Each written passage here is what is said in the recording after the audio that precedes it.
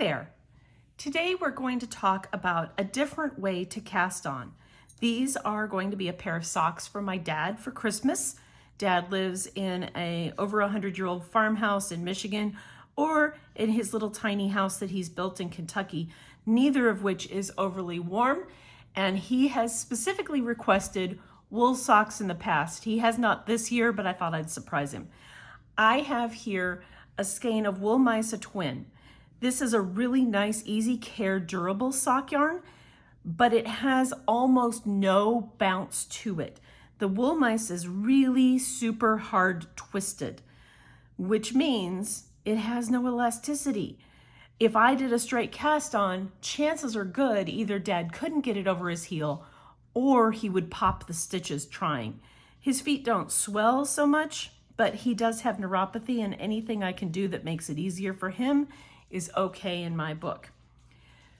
I'm gonna zoom this in so you can watch. German twisted cast on starts just like a long tail cast on with the slingshot method, meaning I have the yarn knotted far enough away from the tail, from the cut end, that I have enough tail to cast on all of my stitches.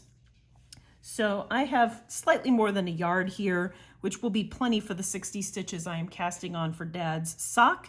I have tied a basic slip knot right here. I like to start with a slip knot. The little knot at the end doesn't bother me in the slightest, and it just feels a little less fiddly to me. If you wanted to start this without a slip knot, you certainly could. You want to set this up exactly the same way that you do for a long tail cast on, and I have this little ditty that I remember that helps me keep it set up correctly. So the ball of yarn goes over the finger, the tail of the yarn goes over your thumb. And what I tell myself is the tail and thumb both begin with T and they belong together. Once you've got your little slingshot set up here, you're going to turn your hand up, and this is where German twisted is different than long tail. Instead of coming up through the thumb like you would for regular long tail, you're going to take the tip of your needle completely under the thumb yarn and up between the thumb and the finger. And then put the tip of your needle onto the tip of your thumb and just trace it down through that loop.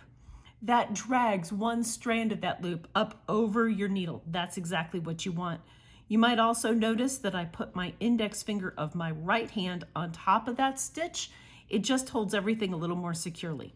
Now you're going to take that same needle and you're going to scoop the finger yarn towards you and then turn your thumb down slightly.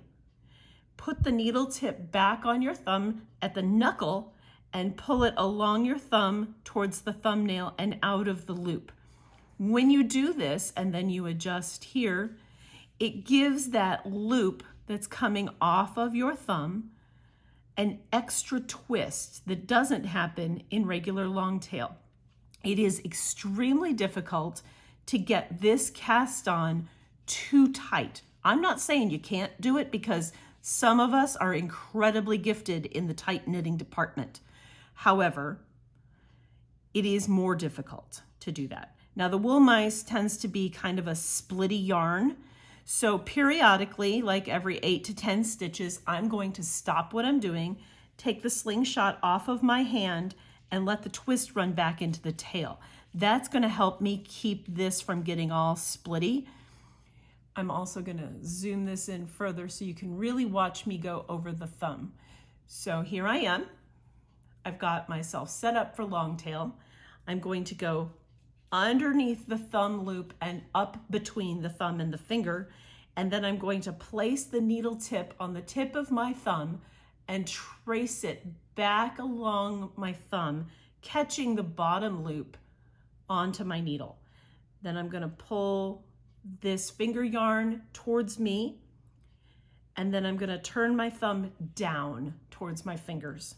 I'm going to put the tip of my needle onto my knuckle of my thumb and drag it along my thumb towards the fingernail and out of the loop. Let me do that one more time.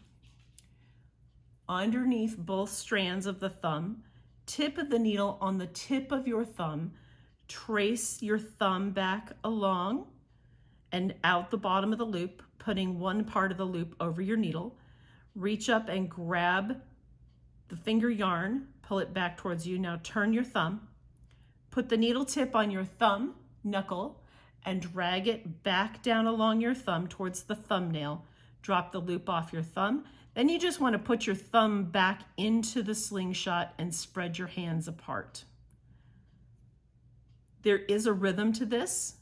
You will get it eventually. Some of the things that make the German twisted, other than its elasticity, different is that this cast on does not flare or ruffle, which is really nice for a man's sock.